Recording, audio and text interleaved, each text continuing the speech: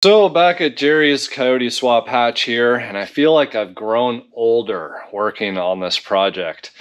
The weather has been just down and out miserable here in Texas the past couple of weeks between cold and rain and everything else. Just, man, sometimes it's hard to get motivated. You just got to close the doors, hope that it's warm inside the shop, and just forget on what's going on outside. But with that said, Gerry's been really busy at work, and as much as he wanted to be just as hands-on and working along with me at getting this project done, I'm just like, Gerry, man, we need to get this car wrapped up. We need to get it driving. We need to get it off the lift, and we need to move on. It is now 2024, and I have notes dating back to November 1st, 2022, when the original engine and harness came out of the car.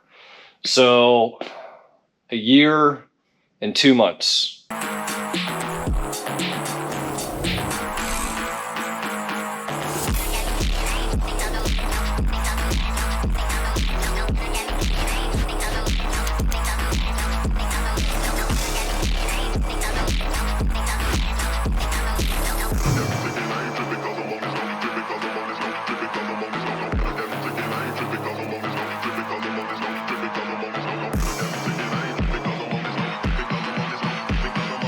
Which to me is taking way too long for a project, but it is what it is. Again, this is kind of a side thing, helping out a friend and trying to, just get it done in some spare extra time. So moving along, I commissioned him to rewrap his headlight harness, which he did a really nice job here.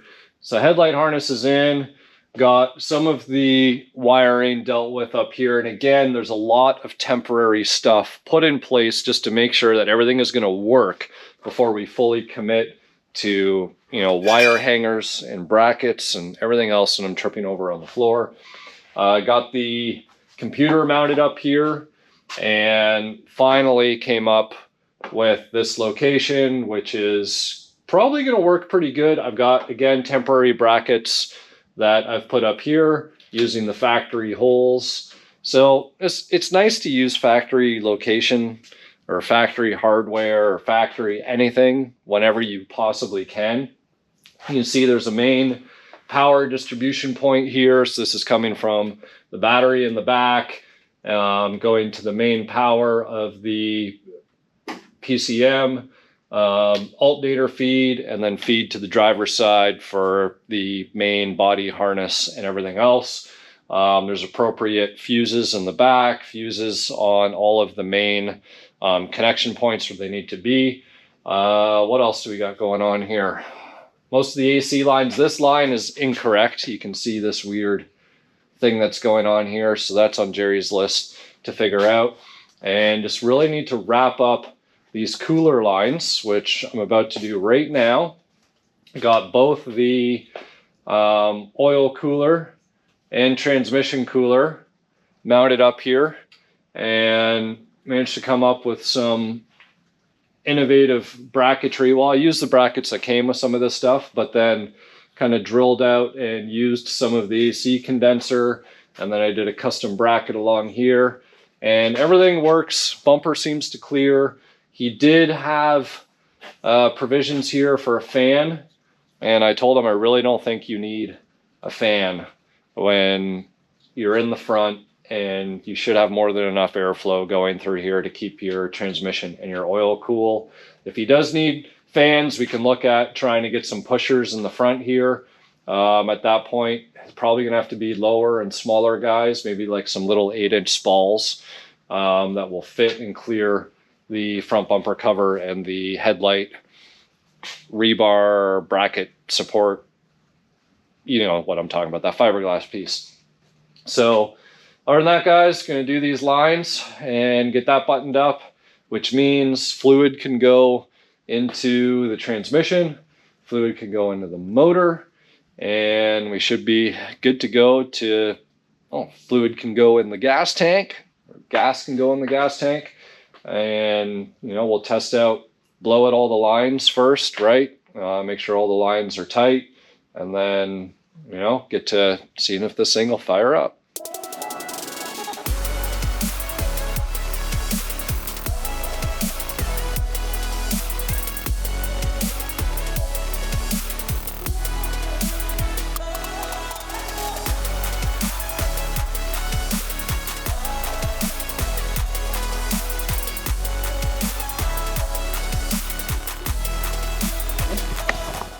Well, look who decided to show up and work on his car. I was talking shit about you earlier. Yeah. I was like, I gotta get this done, even though I know he's gonna want to be around. And then he was like, man, why'd you do all this while I wasn't here? So we are filling up the transmission with fluid, and I have one of those cheap pumps that, you know, when the line blows out of them, it makes like an absolute disaster. So I saw this thing on, I think it was Instagram. You'd think it'd be the What No Way guy, but it wasn't him. It was somebody else with this trick where, you know, you poke a hole in the cap, get your line in here, and then you poke a hole here and then use compressed air to pressurize the bottle, and then it will force feed the fluid up through your line and into the transmission. So we did it on this one and it worked. So now we're going to do it again and show you guys firsthand that this isn't rocket appliances. All right.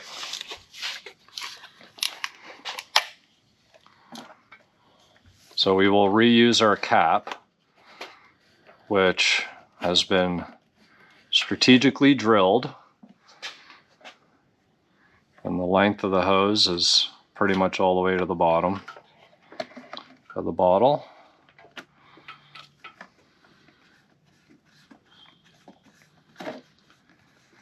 And we got to do this about 12, 13 times. 12. It's a whole bunch. Don't go crazy. Just go easy on it. Yeah, you'll feel this like inflate. Just the tip? You just have to hold it to the hole. You don't have to, and just give it a little, nothing crazy. All right. And you can see the fluid. Like, how easy is that? I'm in my 40s now, guys, and I didn't even know about this, so sweet deal. We'll have these 13 bottles down in no time. In 2 or 3 beers. Look at that. That's too freaking easy. Shit.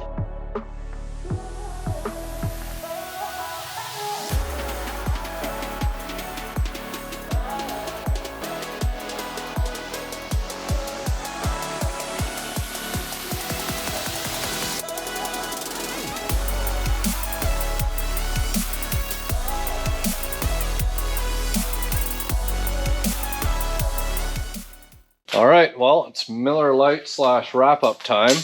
I got the old call from the missus saying, "Where are you? It's foggy outside." Which, granted, it is actually very foggy here. So weather's supposed to be nice tomorrow, which is good. And we are damn close to getting this thing in a position to be able to fire it up. Need to get the return line here for the power steering hooked up to finish off the Hydro Boost setup. I got a piece of coolant line on the top, which I'm going to show you guys. Gerry's fancy little bypass valve for when your AC is on to stop coolant from circulating through your heater core to It's a optimize. good idea. It is a good idea. Adds more stuff to your engine bay, but hopefully we'll have snuck it underneath the motor cover. And yeah, we just need to oil filter relocation, figure out where that's going to go, and that'll finish off the routing for the oil cooler. And then we can put oil in. We got as much transmission fluid as the pan will take for now.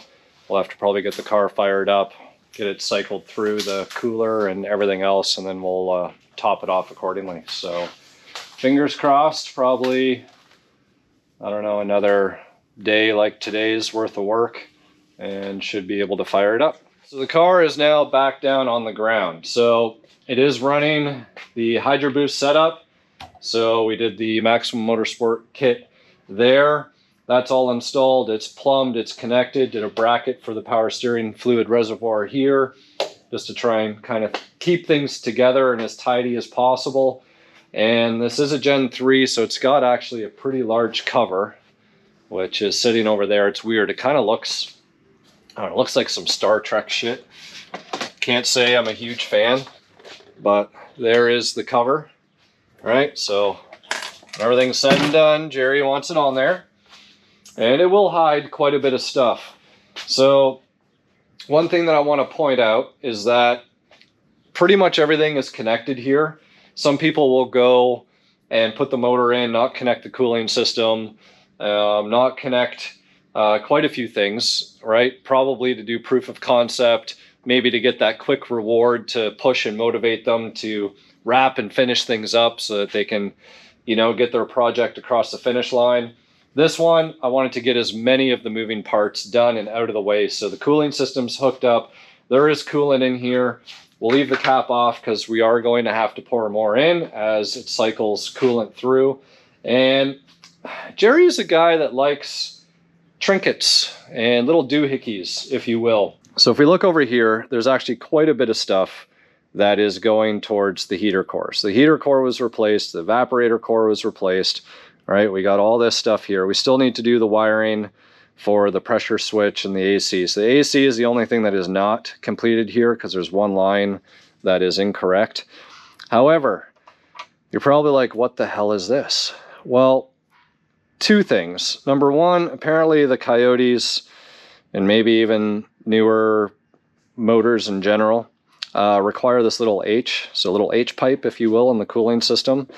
And I guess this can kind of control flow, maybe.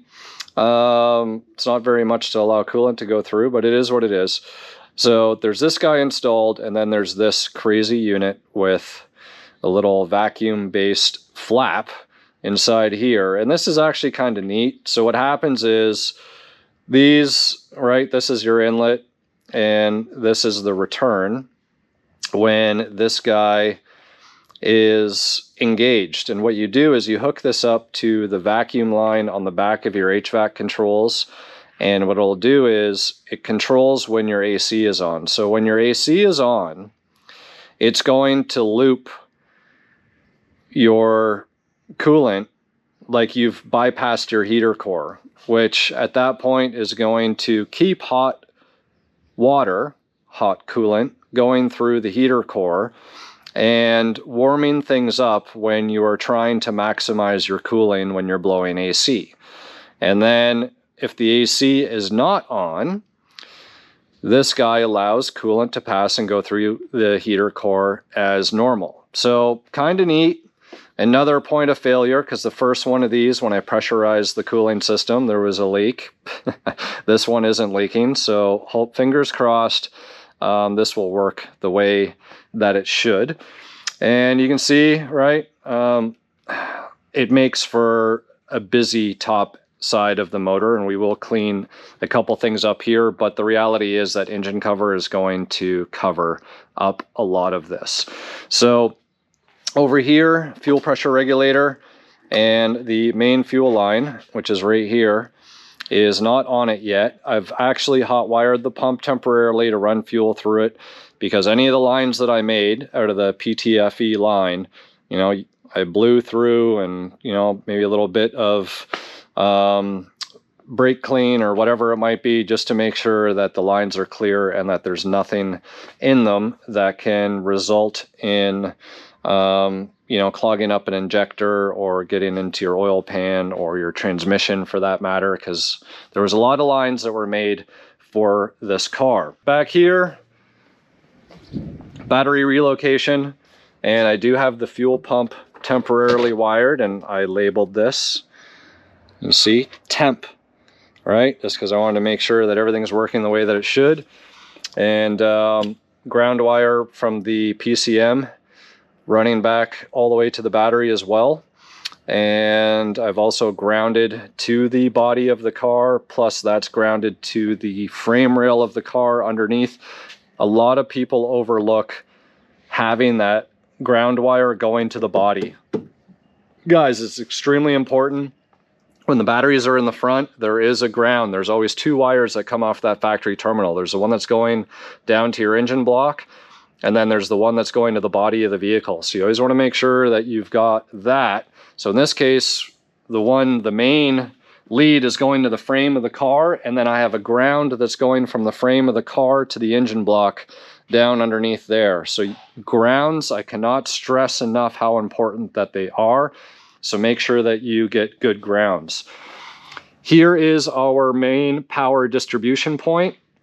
So this is coming straight off the battery. This guy is going down to the starter. This guy is going to the alternator. This guy is going over to the driver's side, which is providing power for the engine, not the engine, sorry, the body harness of the car. So that would be everything for your lights, your power windows, your door locks, your illumination, all of that stuff that's related to the body of the car. And then finally, this guy here is going to the actual fuse block / relay block, which is right here. Okay, so it's the main power and source for everything here. And this guy I'm going to have mounted and tucked up in the kick panel where the factory computer would have been, so that way all the fuses and relays are inside the vehicle. Some people mount that in the fender well or in the engine bay, and in fact I originally had it in the engine bay, and once I reconfigured the wires I ended up putting it here. So that allowed me to run, and you can see the black split loom wiring there to get to the OBD2 connector over to the driver's side of things over there, plugged into the throttle pedal in the back there. And then there's this harness here, which gives us our fuel pump output. And then there's two wires. Guys, it's only two wires. One that's 12 volt ignition on, even through starting. And then this guy here, which is your old white and pink that you use when you're in the actual start position to send the start request to your starter and activate the starter solenoid that's actually on the starter. So let's go ahead and put power to the system. Now guys, this fuse is supposed to be in line with this power terminal, so don't do this unless you're extremely confident with what you're doing. I know where the power cable is, and I'm pretty confident that everything is okay there. Now that we've got power, I want to, so I've got my little scan tool, which is a neat little device, and it doesn't do everything, but it does enough to like reset engine codes and stuff like that. It's like this little OBD link. Guys, not sponsored on this. I paid money for this. A friend recommended it to me, and it works pretty good. So all we do, and here we go. So here's our OBD2 port, which is amazing, right? It's only 5 wires. And you'd think with all the information that is going through a newer vehicle's computer that everything is told based off of 5 wires. And 2 of those being power and ground. So it's really 3 wires worth of communication. Okay, so we've got power. I'm actually going to turn the key forward. And we can hear things happening up there. Yote Fox. So of course you can put in all the other details here. I'm not even going to worry about that. But we can go to a dashboard, right? And this is going to give us some values. We can probably go into engine temps and all that other stuff, but let's run diagnostics. We don't have any trouble codes. So that's all good stuff. All right. Go back to our dashboard here, just in case we do fire this thing up. I'm literally trying to run through all this in my head as I'm filming here. So, oil, check connections. Guys, there could be a fuel leak, there could be oil leak. Like, I did a lot of fittings, right? So you never know if they're all tight, snug down far enough. so on and so forth. So let's try and turn this thing over real quick. Let's see what happens.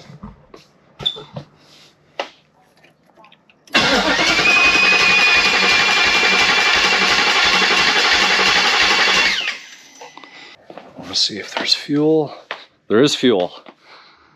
Awesome. Let's check for leaks. Oh. Okay, we do have a leak.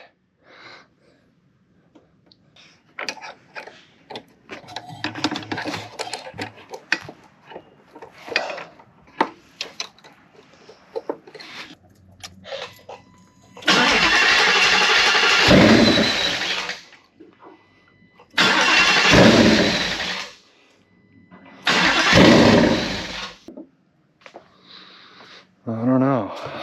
It fires, just doesn't want to stay running. So let me do some diagnostic here.